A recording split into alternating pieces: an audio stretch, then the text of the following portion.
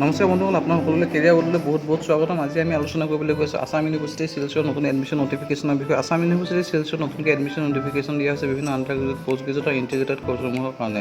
প্ৰথমতে মই ক'ব বিচাৰোঁ যে আসাম ইউনিভাৰ্চিটি হৈছে এখন চেণ্ট্ৰেল ইউনিভাৰ্চিটি। আসাম ইউনিভাৰ্চিটি প্ৰতিষ্ঠিত কৰা হৈছে 1989 চনত বাই দ্য এক্ট অফ পাৰ্লিয়ামেণ্টৰ অনুসৰি প্ৰতিষ্ঠিত কৰা হৈছে। আসাম ইউনিভাৰ্চিটি চিলছত অৱস্থিত। আসাম ইউনিভাৰ্চিটিৰ বৰ্তমান দুটা কেম্পাছ অৱস্থিত, এটা চিলছত আছে, এটা ডিফুত আছে। এই দুটা কেম্পাছৰ কাৰণে আপোনালোকৰ এডমিশ্যন নটিফিকেশ্যন দিয়া হৈছে। কি কোৰ্চৰ কাৰণে এডমিশ্যন নটিফিকেশ্যন দিয়া হৈছে, এলিজিবিলিটি ক্ৰাইটেৰিয়া কি বিচৰা হৈছে, ইয়াত কি ধৰণে এপ্লাই কৰিব লাগিব, সকলোবোৰ কথা আজি আমি ইয়াত সবিশেষভাৱে আলোচনা কৰিম। আশা থাকিল আজি ভিডিঅ'টো আপোনালোকে শেষলৈকে চাব আৰু ভিডিঅ'টোৰ পৰা নিশ্চয় উপকৃত হ'ব। যদি ভিডিঅ'টো চাই ভাল পায় ভিডিঅ'টো লাইক কৰিব, আপোনালোকে মতামত জানিবলৈ থাকিলে কমেণ্ট কৰিব। যদি প্ৰথমবাৰৰ বাবে আপোনালোকে কেৰিয়াৰ চেনেলটো আহিছে তেনেহ'লে চেনেলটো ছাবস্ক্ৰাইব কৰিবলৈ নাপাৰিব। আহক বন্ধুসকল আৰম্ভ কৰোঁ। আসাম ইউনিভাৰ্চিটি কি কোৰ্চৰ কাৰণে এডমিশ্যন নটিফিকেশ্যন দিয়া হৈছে, কি ধৰণে আবেদন কৰিব লাগিব, এই সকলোবোৰ কথা আজি আমি সবিশেষভাৱে আলোচনা কৰিম। আসাম ইউনিভাৰ্চিটিত আপোনালোকে ডিপাৰ্টমেণ্ট অফ লিংগুইষ্টিকত MA কাৰণে এপ্লাই কৰিব পাৰে, লগতে আপোনালোকে MPhil আৰু PhD কাৰণে এই ডিপাৰ্টমেণ্টত এপ্লাই কৰিব পাৰে। ইয়াত টোটেল আপোনাৰ 4 চেমিষ্টাৰ হ'ব আৰু টোটেল ইনটেক কেপাচিটি আছে 35টা। নেক্সট আপোনালোকে বেংগলীত MA কৰিব বিচাৰিছে তেতিয়াহ'লে আপোনালোকে আসাম ইউনিভাৰ্চিটিত এপ্লাই কৰিব পাৰে MA ইন বেংগলীৰ কাৰণে, য'ত টোটেল 4 চেমিষ্টাৰ আছে আৰু টোটেল ইনটেক কেপাচিটি আছে 90। ইয়াত আপোনালোকৰ MPhil, PhD আৰু D লিটাৰেচাৰ প্ৰগ্ৰামৰ কাৰণে আপোনালোকে ইয়াত এপ্লাই কৰিব পাৰে। নেক্সট আমি চাওঁ আহক ডিপাৰ্টমেণ্ট অফ ইণ্ডিয়ান কম্পাৰেটিভ লিটাৰেচাৰৰ কাৰণে এপ্লাই কৰিব পাৰে। ইয়াত আপোনালোকে MA প্ৰগ্ৰামৰ কাৰণে এপ্লাই কৰিব পাৰে, য'ত টোটেল চেমিষ্টাৰ হৈছে 4টা চেমিষ্টাৰ, টোটেল ইনটেক কেপাচিটি আছে টোটেল 23টা। নেক্সট আপোনালোকে ইয়াত এপ্লাই কৰিব পাৰে ডিপাৰ্টমেণ্ট অফ হিন্দীত আপোনালোকে MA হিন্দীৰ কাৰণে এপ্লাই কৰিব পাৰে, লগতে আপোনালোকে MPhil আৰু PhD কাৰণেও আপোনালোকে এইটো ডিপাৰ্টমেণ্টত এপ্লাই কৰিব পাৰে। MA হিন্দীৰ কাৰণে টোটেল ইনটেক কেপাচিটি আছে টোটেল 52টা। আপোনালোকে যদি মণিপুৰীত MA কৰিম বুলি ভাবিছে তেতিয়াহ'লে আপোনালোকে আসাম ইউনিভাৰ্চিটিত এপ্লাই কৰিব পাৰে। ইয়াত আপোনালোকে MA মণিপুৰীৰ কাৰণে এপ্লাই কৰিব পাৰে, টোটেল ইনটেক কেপাচিটি আছে 35টা। ইয়াত আপোনালোকে MPhil, PhD আৰু ডিপাৰ্টমেণ্ট অফ D লিটাৰেচি প্ৰগ্ৰামৰ কাৰণে এপ্লাই কৰিব পাৰিব বুলি উল্লেখ কৰি দিয়া হৈছে। আপোনালোকে যদি সংস্কৃতত MA কৰিম বুলি ভাবিছে তেতিয়াহ'লে আপোনালোকে আসাম ইউনিভাৰ্চিটিত এপ্লাই কৰিব পাৰে MA ইন সংস্কৃত প্ৰগ্ৰামৰ কাৰণে, য'ত টোটেল ডিউৰেশ্যন অফ কোৰ্চ হৈছে 4 চেমিষ্টাৰ, টোটেল ইনটেক কেপাচিটি আছে 35টা। ইয়াত আপোনালোকে MPhil, PhD আৰু D লিটাৰেচি প্ৰগ্ৰামৰ কাৰণে এপ্লাই কৰিব পাৰিব বুলি ইয়াত উল্লেখ কৰি দিয়া হৈছে। MA উৰ্দুৰ কাৰণে আপোনালোকে এপ্লাই কৰিব পাৰে আসাম ইউনিভাৰ্চিটি। ইয়াত আপোনাৰ total MA Urdu total semester duration হৈছে 4টা চেমিষ্টাৰ, টোটেল ইনটেক কেপাচিটি হৈছে 17টা। ইউনিভাৰ্চিটিত বৰ্তমান এডমিশ্যন নটিফিকেশ্যন দিয়া হৈছে ডিপাৰ্টমেণ্ট অফ ইংলিছত MA ইন ইংলিছত আপোনালোকে এপ্লাই কৰিব পাৰে। Assam university total duration of course হৈছে 4 চেমিষ্টাৰ, টোটেল ইনটেক কেপাচিটি হৈছে 56টা। ইয়াত আপোনালোকে MPhil, PhD আৰু D লিটাৰেচি প্ৰগ্ৰামৰ কাৰণে এপ্লাই কৰিব পাৰে, য'ত আপোনাৰ ডিপাৰ্টমেণ্ট হৈছে ডিপাৰ্টমেণ্ট অফ ইংলিছ। আপোনালোকে যদি আৰবিকত MA কৰিম বুলি ভাবিছে তেতিয়াহ'লে আপোনালোকে ইয়াত এপ্লাই কৰিব পাৰে MA আৰবিক প্ৰগ্ৰামৰ কাৰণে, য'ত টোটেল ডিউৰেশ্যন অফ কোৰ্চ হৈছে 4টা চেমিষ্টাৰ কাৰণে, য'ত টোটেল ইনটেক চিট কেপাচিটি হৈছে 35টা। ইয়াত আপোনালোকে MPhil, PhD আৰু D লিটাৰেচি প্ৰগ্ৰামৰ কাৰণে এপ্লাই কৰিব পাৰিব বুলি উল্লেখ কৰি দিয়া হৈছে। এডমিশ্যন নটিফিকেশ্যন দিয়া হৈছে ডিপাৰ্টমেণ্ট অফ ফ্ৰান্সৰ কাৰণে। ইয়াত আপোনালোকে MA ইন ফ্ৰান্স প্ৰগ্ৰামৰ কাৰণে এপ্লাই কৰিব, য'ত টোটেল ডিউৰেশ্যন হৈছে 4টা চেমিষ্টাৰ, ইনটেক কেপাচিটি হৈছে 23টা। নেক্সট আপোনালোকে এপ্লাই কৰিব পাৰে চাৰ্টিফিকেট অফ প্ৰফিচিয়েঞ্চি ইন ফ্ৰান্সৰ কাৰণে, য'ত টোটেল চেমিষ্টাৰ হৈছে 2টা, টোটেল ইনটেক কেপাচিটি হৈছে 20টা। তাত নেক্সট আপোনালোকে এপ্লাই কৰিব পাৰে ডিপ্ল'মা ইন প্ৰফিচিয়েঞ্চি ইন ফ্ৰান্সত, য'ত টোটেল ডিউৰেশ্যন হৈছে 2 চেমিষ্টাৰ, ইনটেক কেপাচিটি হৈছে 20টা। নেক্সট আপোনালোকে এপ্লাই কৰিব পাৰে এডভান্স ডিপ্ল'মা ইন ফ্ৰান্সৰ কাৰণে, টোটেল চেমিষ্টাৰ হৈছে 2টা চেমিষ্টাৰ, ইনটেক কেপাচিটি হৈছে 20টা। ইয়াত আপোনালোকে PhD প্ৰগ্ৰামৰ কাৰণে এপ্লাই কৰিব পাৰিব বুলি উল্লেখ কৰি দিয়া হৈছে। এডমিশ্যন নটিফিকেশ্যন দিয়া হৈছে ডিপাৰ্টমেণ্ট অফ ইকনমিক্সৰ কাৰণে। ইয়াত আপোনালোকে এপ্লাই কৰিব পাৰে MA ইন ইকনমিক্স প্ৰগ্ৰামৰ কাৰণে, MPhilৰ কাৰণে, PhD প্ৰগ্ৰামৰ কাৰণে, য'ত MA ইন ইকনমিক্সৰ টোটেল ডিউৰেশ্যন কোৰ্চ হৈছে 4 চেমিষ্টাৰ, য'ত টোটেল ইনটেক কেপাচিটি হৈছে 87টা।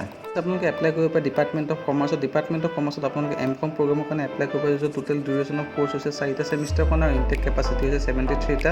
নেক্সট আপোনালোকে ইয়াত MPhil প্ৰগ্ৰাম আৰু PhD প্ৰগ্ৰাম আৰু PGDMM প্ৰগ্ৰামৰ কাৰণে এপ্লাই কৰিব পাৰে। এই PGDMM প্ৰগ্ৰামটো আপোনাৰ 2টা চেমিষ্টাৰ প্ৰগ্ৰাম হয় আৰু য'ত ইনটেক কেপাচিটি হৈছে 23টা।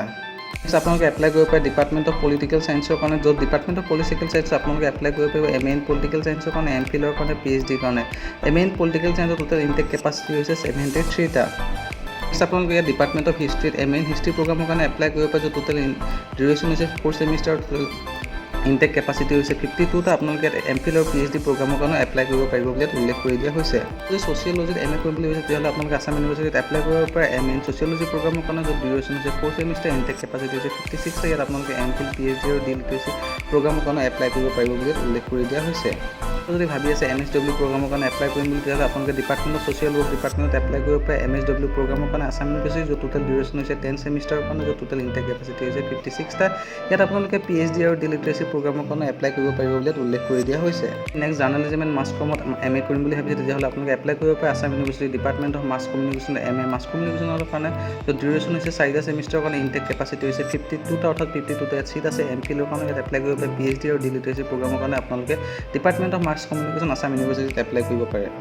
আপোনালোকে এপ্লাই কৰিব পাৰে ডিপাৰ্টমেণ্ট অফ ভিজুৱেল আৰ্টছত আপোনালোকে এপ্লাই কৰিব পাৰিব BBA প্ৰগ্ৰামৰ কাৰণে য'ত টোটেল ডিউৰেশ্যন হৈছে 8 ছেমিষ্টাৰৰ কাৰণে টোটেল ইনটেক কেপাচিটি হৈছে 45টা। নেক্সট আপোনালোকে এপ্লাই কৰিব পাৰিব MBA প্ৰগ্ৰামৰ কাৰণে য'ত টোটেল ডিউৰেশ্যন অফ কোৰ্চ হৈছে 4 ছেমিষ্টাৰৰ কাৰণে য'ত টোটেল ইনটেক কেপাচিটি হৈছে 45টা। ইয়াত আপোনালোকে PhD প্ৰগ্ৰামৰ কাৰণে এপ্লাই কৰিব পাৰিব বুলি ইয়াত উল্লেখ কৰি দিয়া হৈছে।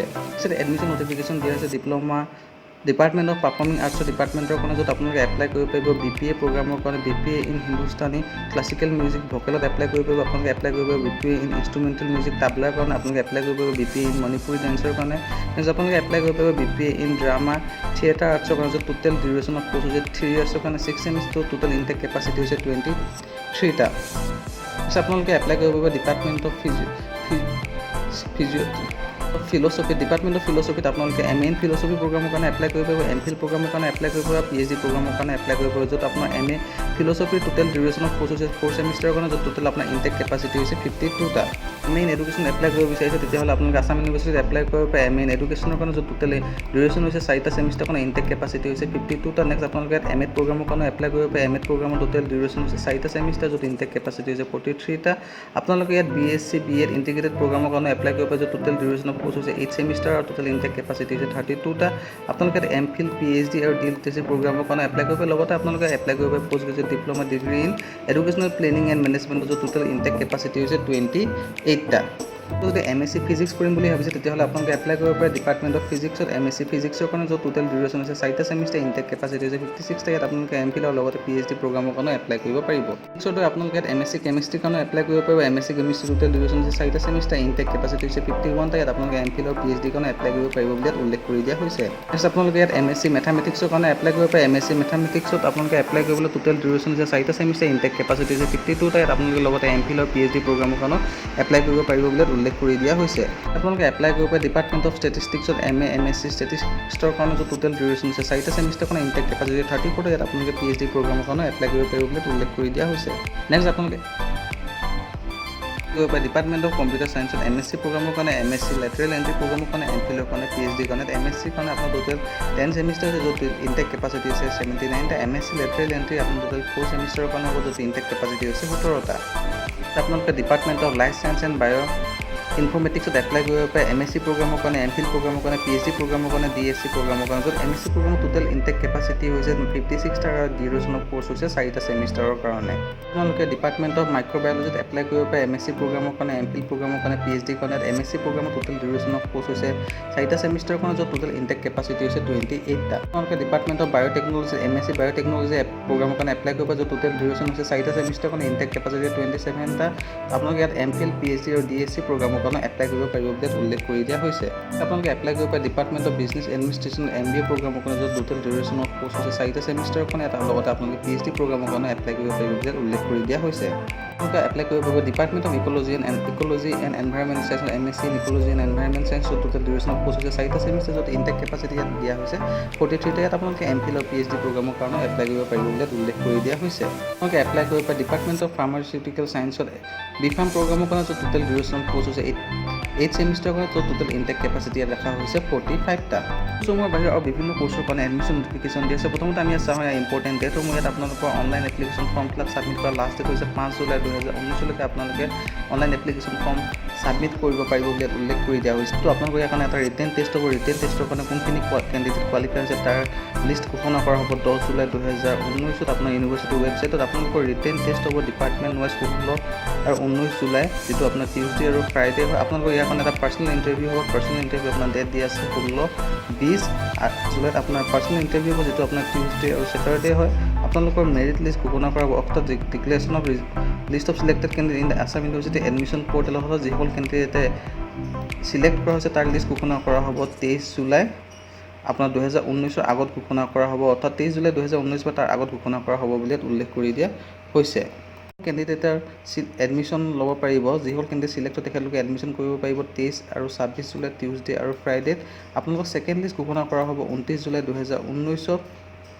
ছেকেণ্ড লিষ্টৰ কেণ্ডিডেটসকলে এডমিশ্যন ল'ব পাৰিব 30 জুলাই আৰু 31 জুলাইত আৰু আপোনালোকৰ ক্লাছ ষ্টাৰ্ট হ'ব 29 জুলাই 2019 পৰা ক্লাছ ষ্টাৰ্ট হ'ব বুলি উল্লেখ কৰি দিয়া হৈছে। এই ভিডিঅ'টো ডেছক্ৰিপশ্যনত ইয়াত আপোনাৰ প্ৰস্পেক্টাছখনৰ লিংকটো দি দিম। তাত আপোনালোকে ডাইৰেক্টলি ক্লিক কৰি প্ৰস্পেক্টাছখন ডাউনলোড কৰি ল'ব পাৰিব। আপোনালোকে যদি কিবা কোৰ্চৰ বিষয়ে জানিব বিচাৰে তেতিয়াহ'লে মোক কমেণ্টৰ মাধ্যমে সুধিব পাৰে। মই সেই কোৰ্চৰ eligibility criteria, total intake capacity কি আছে, সকলোবিলাক মই আপোনালোকক বুজাই দিবলৈ চেষ্টা কৰিম। চ' আজিলৈ ইমানতে সমাপ্ত। পুনৰ লগ পাম এনেকুৱা ধৰণৰ নতুন এডমিশ্যন সকলো নতুন নিয়োগ বাৰ্তালৈ চাই থাকিব আপোনালোকে কেৰিয়াৰ ৱল আছাম। ধন্যবাদ।